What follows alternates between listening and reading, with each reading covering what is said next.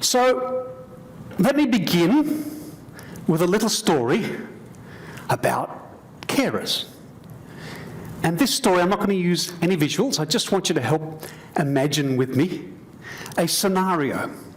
Put yourself in a clinical setting and a patient walks in great pain. But they have great difficulty explaining their situation to you because they don't speak English very well, it's second language. Perhaps they speak Russian or something a little bit different. You don't have those skills at hand. And of course, they don't have any medical records because we always have to start from scratch, don't we, when people arrive? We don't really have transferability in medical records. It's always hard work. So we're in a quandary. But then this elderly patient pulls out her phone. I'll just blank that out. Pulls out her phone and gets her carer on the phone, puts it on speakerphone, and you have a conversation. Her carer speaks both languages fluently, so that's helpful, and starts telling you all about the medical history of this patient, all the previous things. She can't be there in person, but she has been to previous doctor's visits with this patient, and now you've got some information. Not only that, but the carer so helpfully speaks your language. She's actually a health professional, it turns out. She's been doing it her whole life. And so very quickly you arrive at a point where you understand the case history, you've got everything you need to make a preliminary diagnosis, and you get the wheels in motion to deal with this person who's in great pain. Now, I want you to imagine and understand that that carer is not a person. It's an AI.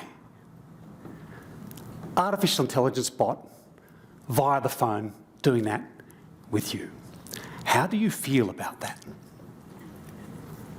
A little negative? A little scary?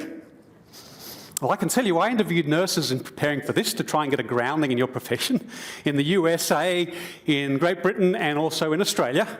And when I mentioned AI and a third voice in the room being an AI, all the nurses I spoke to said, "No way, don't want it, not on my watch, hate it."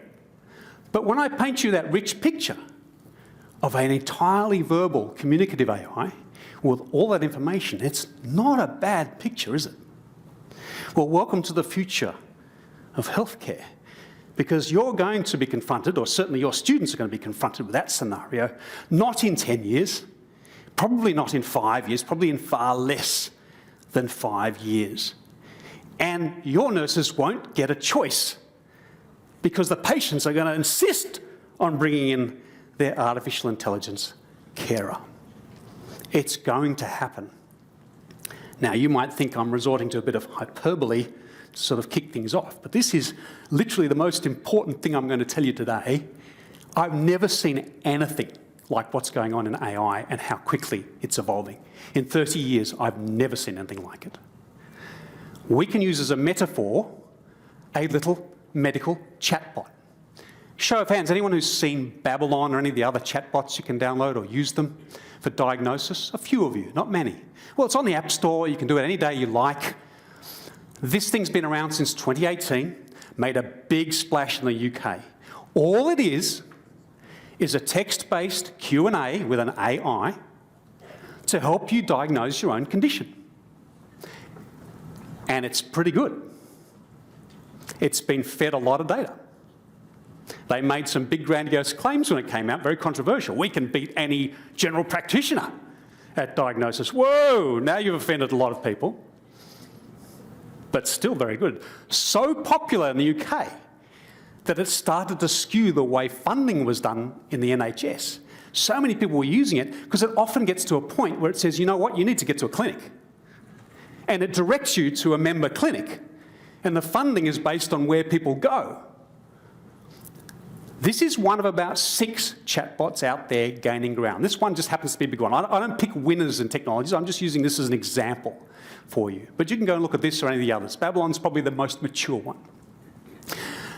Babylon has learned everything through data sets on medical training, things you do, on treatments, diagnostics that are just being fed to it.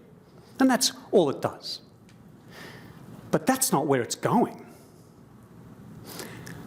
If I look at what I just talked about with language and all the rest of it, what's happening in AI now is we're moving from a world in which the AIs are fed data to a world in which the AIs go out and look for their own data. So they learn like children learn, by exploring the world and finding their own data.